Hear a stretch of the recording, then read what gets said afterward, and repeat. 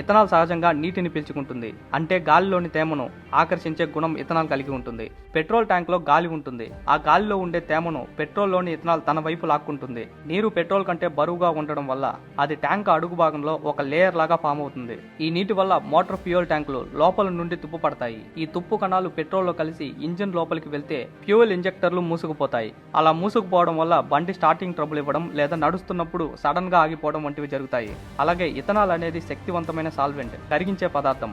ఇది పాత రకమైన రబ్బర్ మరియు ప్లాస్టిక్ తో కెమికల్ రియాక్షన్ జరిపి వాటిని కరిగించేస్తుంది. 2023 కంటే ముందు తయారైన వాహనాల్లో ఫ్యూయల్ పైపులు, గ్యాస్కెట్లు మరియు ఓరింగ్లు సాధారణ రబ్బర్ తో తయారయ్యేవి. ఇథనాల్ వీటిని తాకినప్పుడు ఆ రబ్బర్ మెత్తపడిపోవడం లేదా ఉబ్బిపోవడం జరుగుతుంది. కొన్ని రోజుల తర్వాత ఆ రబ్బర్ పైప్స్ లో పగుళ్లు ఏర్పడతాయి లేదా చికటగా మారిపోతాయి. దీనివల్ల పెట్రోల్ లీక్ అయ్యే ఛాన్స్ ఉంటుంది. ఒకవేళ వేడి ఇంజిన్ మీద పెట్రోల్ లీక్ అయితే అక్కడ ఫైర్ ఏర్పడి అగ్ని ప్రమాదానికి గురయ్యే ఛాన్స్ కూడా ఉంటుంది. అందుకే పాత వాహనాలను ఉపయోగించే వాళ్ళు ఎప్పటికప్పుడు ఈ పైప్స్ ని చెక్ చేసుకుంటూ ఉండాలి.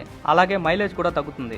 1 లీటర్ స్వచ్ఛమైన పెట్రోల్లో ఉండే శక్తితో పోలిస్తే 1 లీటర్ ఇథనాల్లో సుమారు 33% తక్కువ శక్తి ఉంటుంది. ఇప్పుడు పెట్రోల్లో 20% ఇథనాల్ కలుపుతున్నాం కాబట్టి ఆ మిశ్రమంలో ఉండే మొత్తం శక్తి తగ్గిపోతుంది. ఇంజిన్ అదే వేగంతో నడవాలంటే ఎక్కువ పెట్రోల్ కన్స్యూమ్ అవుతుంది. దీనివల్ల మీ బండి మైలేజ్ సుమారు 5% నుండి 7% వరకు తగ్గే ఛాన్స్ ఉంటుంది.